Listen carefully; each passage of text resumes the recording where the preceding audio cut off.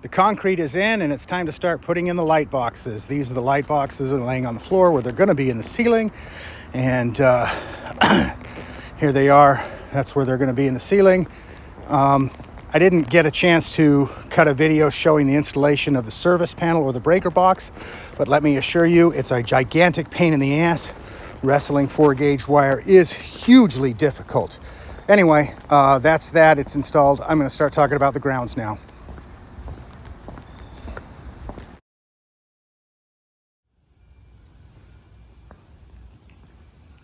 Using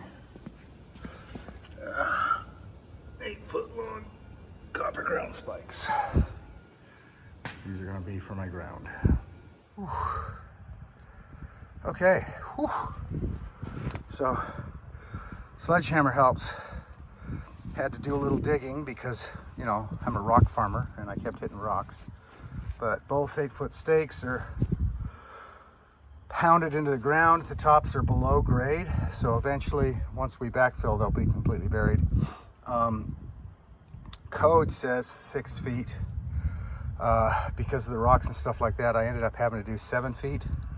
So code is 6 feet minimum distance between first ground and the second ground, and then they'll go into the building right there. So yeah, whew, that's freaking tiring. So this is the grounding wire. This is 4 AWG stranded copper wire. And so you get your clamp here, and this isn't all the way tightened down. I just wanted to stop and film this. So the clamp here clamps to the copper rod. You got a secondary clamp. This particular style, there's other styles where they press right into the copper rod. They all work. But the trick is, and the important thing to remember is when you bring your wire in, you're going to clamp it down. Just put a bend on it, like that, so that even if this screw backs out, the wire can't come out, so there's still a ground contact. I know it's a silly thing, but just kind of make sure you do that. And then you crank these down, get them tight. This wire will run to that post there, that ground post.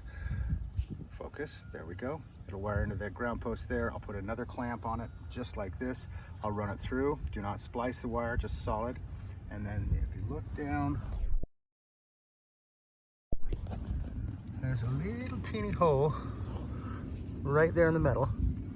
That hole goes actually through this wood into the garage, and it'll come out, and I will run that up into the ground box on the inside, or into the circuit breaker box.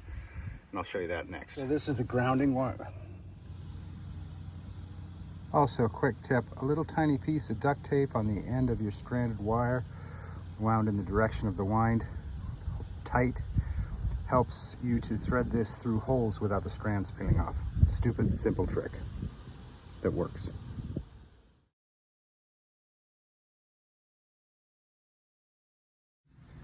Okay, so there's my box. This is the main breaker box. There's a main breaker.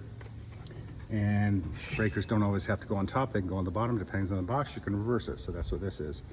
Here's my main coming in from the outside service panel. Outside service panel. So this comes in. Here's one hot lead. Here's another hot lead. Here's a neutral. They're all anchored in nice and tight. And right there, that's where the ground goes. The ground that's coming in right there, that's attached to the outside leads. In fact, let me real quickly go and show you the outside leads. So ground stake, blind, ground stake, coming right up into the garage. Not spliced, just a solid connection. Comes in through here and needs to connect to there. Now normally you would tap out one of these hooks, but because my breaker panel is installed not flush, sometimes in a garage you install the back of it up against a piece of wood. Mine has got an opening and it's installed on these here. So what I'm going to do is, instead of dicking around with hammering it out and having that copper wire in the way, I'm going to feed the wire up through here, and I'm going to come in right through that hole. And yeah, it'll work really nice. So, and the grounding wire is in, goes right out through there, comes out underneath, staple, staple, staple, staple, right out through that hole. Now after inspection, I'll go ahead and fill that hole and fill in this gap here with some filling material, some anti-insect filling material to stop any bugs from getting in. I'm using that as a passageway. But yeah, that's it. Main panel's in. Time to start pulling wire. Okay. Oh, I have a block above here and a block below so that any wire that comes in can get stapled and keep my wires all nice and looking good. So, time to start pulling some runs.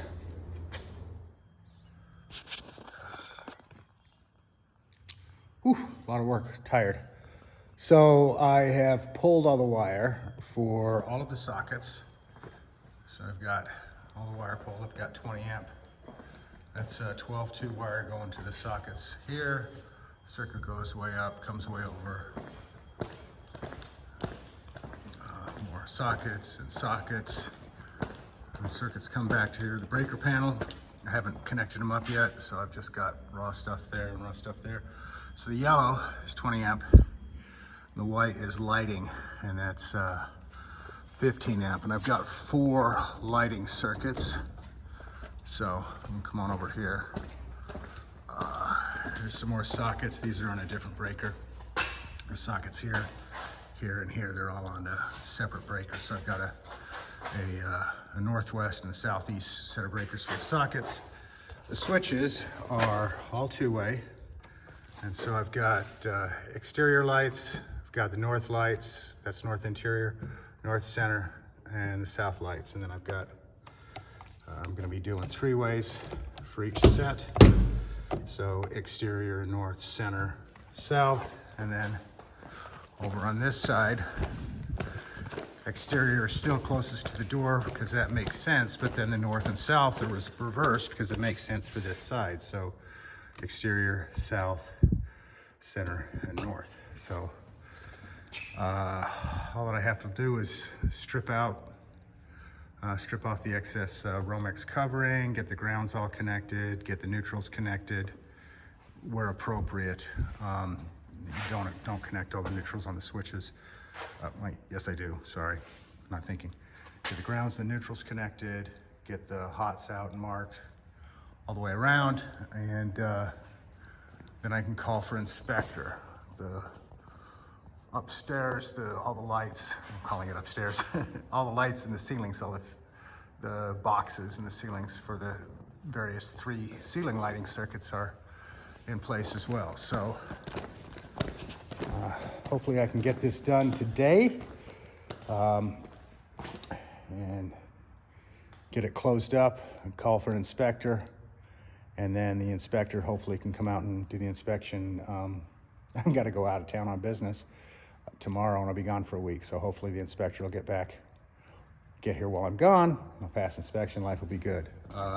Haven't put the breakers in, but the breakers will go in as soon as I get the lighting fixtures taken care of. And so I've got, a proper breaker panel. Breaker's already hooked up. So thanks for watching.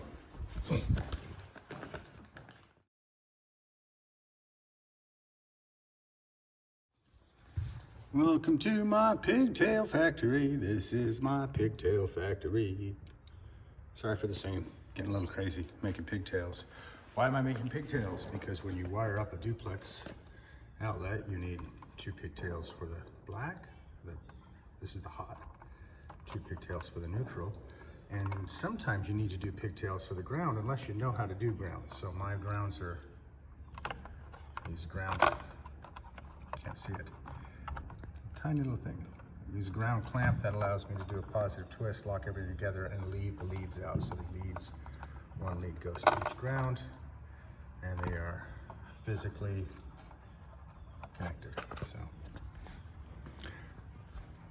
takes a long time to make a lot of pigtails because I got a lot of sockets.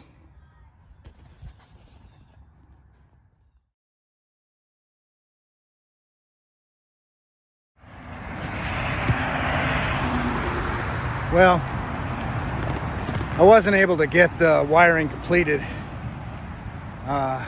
before it got too dark to work yesterday. And, you know, there's no electricity out there, so there's no light. So, one of those situations where I gotta kind of face the reality of my age and my hands. I'm 58, and crimping and splicing and crimping and splicing, literally hundreds and hundreds of crimps and splices in a row. Hands just get too tired, and I couldn't do it as fast as I could have when I was a younger man. So right now it's the next day. I've landed in Boston, and I've taken my Uber to Chelmsford, where I'm at my business trip this week. I've dropped off my bags at the hotel, and I'm walking to get some breakfast. So I'm going to go ahead and put this video together and put it up. Sadly, there will be no inspection this week, and hopefully I'll be able to finish up the wiring next weekend when I get back home, and can get the inspection done after that. So pushed back another week, maybe 2, depending upon, you know, schedule and stuff. But the good news is I'm on the road again, and I get to go to a conference with real people. Get to see real humans in person, which is something we haven't been able to do in a few years. So deliriously happy about that.